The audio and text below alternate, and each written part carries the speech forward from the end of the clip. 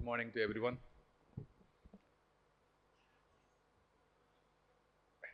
TK Arunji, founding member ET, Shyam Mardikarji, President and Group CTO Mobility, Nitin Bansalji, Managing Director Ericsson India, Julian Gorman, Head and Asia Pacific GSMA, Sri Manish Sinhaji, Member Finance, Department of Telecommunications, and Sri Krishnanji, Secretary, Ministry of Electronics, who just left, and honorable dignitaries, esteemed colleagues, industry leaders, and my fellow citizens. Thank you, Namaskar. Today, as I stand before you, I speak of a new India, a nation that, under the visionary leadership of Honorable Prime Minister Sri Narendra Modi ji, has shattered barriers, defied doubts, and propelled itself into the digital future at record speed. Not long ago, when discussions began about 5G, many were curious about our aspirations and ambitions. But today, India has not only met, but exceeded expectations, setting a new benchmark for rapid and transformative progress. From policy reforms to infrastructure expansion, every move by our government was designed for speed, efficiency, and inclusivity.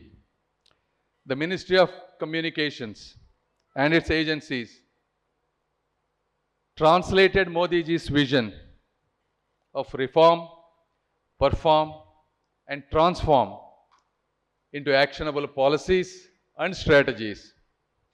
We took several bold steps to strengthen the telecom sector.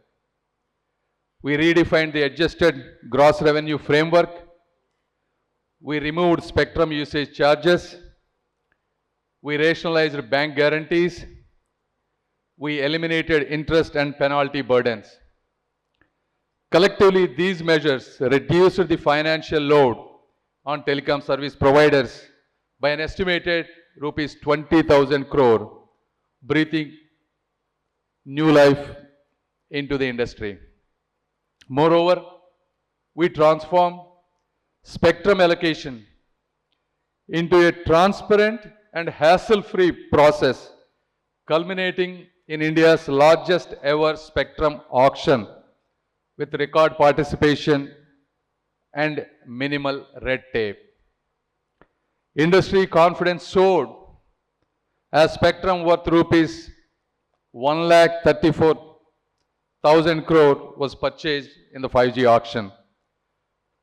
Impressively, the entire auction process concluded in just 50 days, a new milestone showcasing our commitment to efficiency. Building on reform and perform momentum, the new Telecom Act introduced several pivotal changes. Right-of-way permissions to expedite infrastructure development and network expansion. Efficient spectrum utilization measures, such as returning the unused spectrum. Enhanced protections for telecom installations and end users, with a focus on national security and public safety.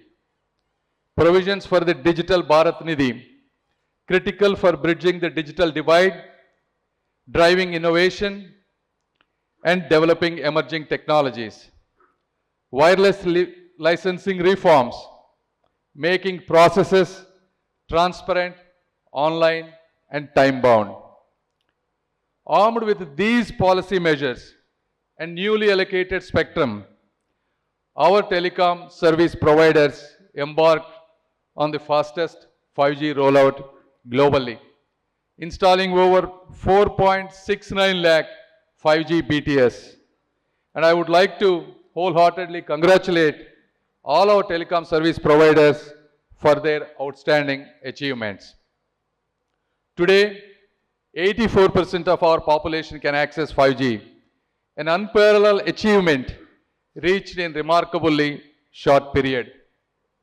Not only that, we developed an entirely indigenous 4G and 5G technology stack, provided near ubiquitous coverage, and offered these services at some of the most affordable rates worldwide.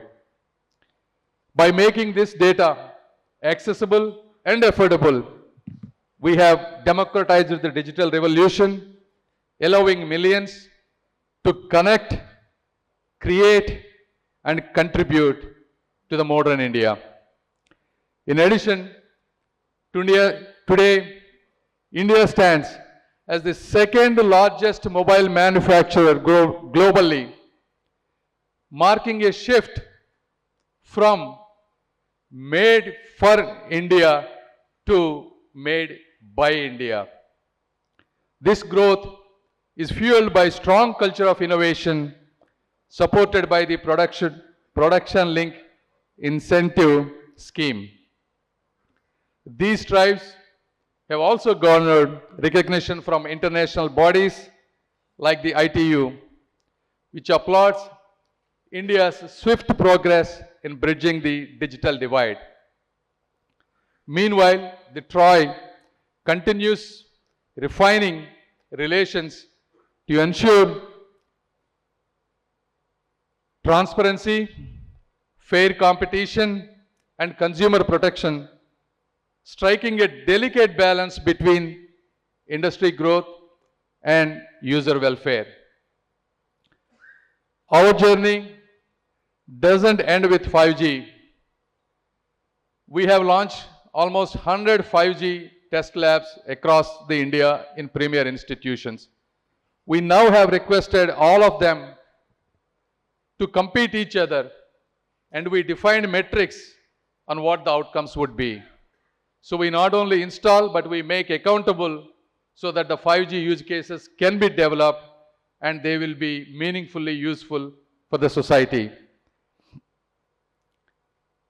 And under the visionary leadership of our Honorable Prime Minister, with his forward-looking vision, and my Honorable Minister of Communication, Shri Jyotiraditya Scindiaji's relentless hard work, we now charting the course for 6G by 30. Through the Bharat 6G mission, we aim to be a frontline contributor in the design, development, and deployment of 6G technology by 2030. We want to make India as a telecom export hub. We aspire not only to utilize, but also to build and export cutting-edge telecom solutions from semiconductors to network equipment. We want to lead in AI and quantum computing. A robust 5G foundation will fuel advancements in AI, robotics, and quantum breakthroughs. In conclusion, ladies and gentlemen, the success of this 5G or the entire Indian telecom sector growth story or revolution is not an accident. It is the result of strong leadership, bold policy making, and a government, including all my officers of Department of Telecom, believing in empowering India and our people. PM Modi ji's governance shows that when vision meets execution, when policy meets purpose, and when India believes in itself, nothing is impossible. Let us forge ahead with confidence. Let us continue to innovate. Together, we will make India the global super telecom power in the 21st century. Jai Hind, Jai Bharat. Thank you.